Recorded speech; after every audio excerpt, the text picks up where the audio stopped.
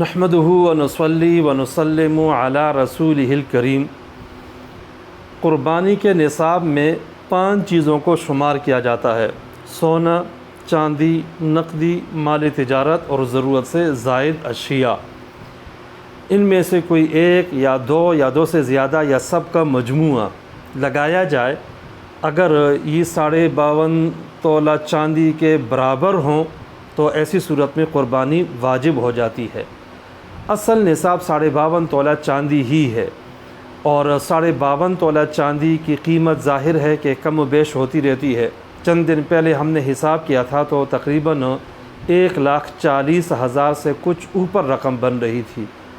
آج جو 12 جون کو حساب کیا تو تقریباً 2,600 روپے سے کچھ زائد پہ چاندی کا تولہ ہے۔ تو اس طرح 52.5 تولہ چاندی کی مالیت 1,37,000 کے قریب ہے۔ آسانی کے لیے ہم 1,40,000 روپیہ کہہ سکتے ہیں۔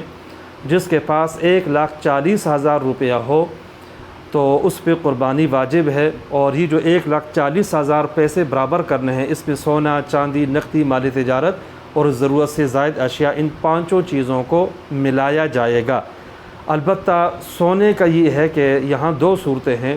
اگر صرف سونا ہو، باقی 4 چیزیں بالکل نہ ہو، تو سونا 7.5 تولہ ہو یا اس سے زیادہ ہو تو قربانی واجب ہے، اور اگر اس سے کم ہو تو پھر قربانی واجب نہیں ہے۔ اور اگر سونے کے ساتھ باقی 4 اشیاء میں سے کوئی چیز موجود ہو تو ایسی صورت میں وزن کے اعتبار نہیں ہے، بلکہ سونے کی قیمت لگائی جائے گی اور دوسری چیز کو ساتھ ملایا جائے گا۔ دونوں کے مجموعے سے اگر 52.5 تولہ چاندی کی مالیت پوری ہوتی ہے تو قربانی واجب ہے، ورنہ واجب نہیں ہے۔ اس اصول کے مطابق کسی کے پاس 1 تولہ سونا ہو اور کچھ رقم ہے یا چاندی ہے تو 1 تولہ سونے کی قیمت 2,23,000 کے قریب ہے، تو یقیناً وہ صاحب نصاب ہے۔ ایسے شخص پہ قربانی واجب ہو جائے گی۔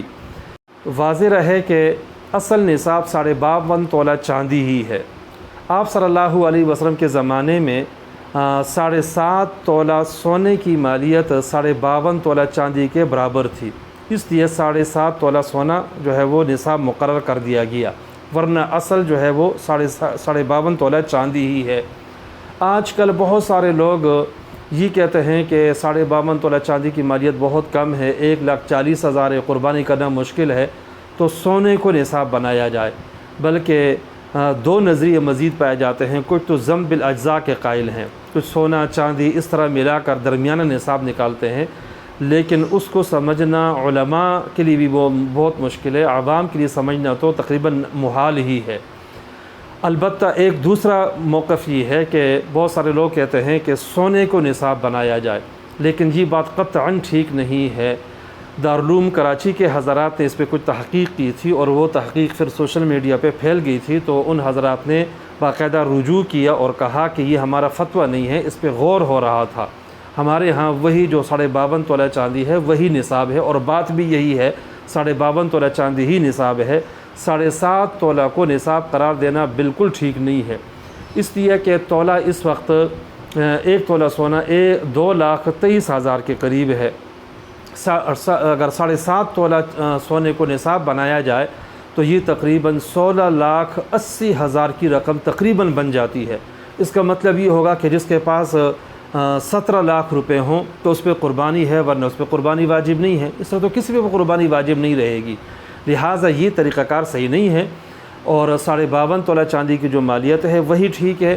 اور جس کے پاس 1,40,000 روپے ہوں، غور کرنے کی بات ہے، ہر بندہ، ہر مسلمان عید الاضحیٰ کے موقع پہ اپنی تمام ضروریات لے لیتا ہے، کپڑا، جوتے، ٹوپی، جو بھی ضرورت کی چیزیں ہیں وہ لے لیتا ہے، اپنے بچوں کے لیے بھی بندہ لے لیتا ہے، کھانے پینے کی جو اشیاء ہیں وہ بھی لے لیتا ہے، پورے مہینے کی کھانے پینے کی اشیاء جمع ہو جاتی ہیں، تمام ضروریات پوری کر دی گئی ہیں۔ اس کے باوجود بھی ایک بندے کے پاس اگر 1,40,000 کی مالیت بچی ہے تو کوئی وجہ نہیں ہے کہ وہ 15-20 ہزار کی قربانی نہ کر سکے۔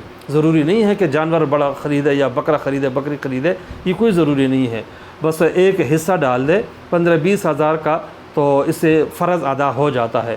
اس میں کوئی تنگی نہیں ہے، کسی قسم کا کوئی مسئلہ نہیں ہے، لہٰذا صحیح یہی ہے کہ 52.5 تولہ چاندی کی جو مالیت ہے 1,40,000 تقریباً وہی معیار ہے اور اس کے مطابق ہی عمل کرنا ضروری ہے۔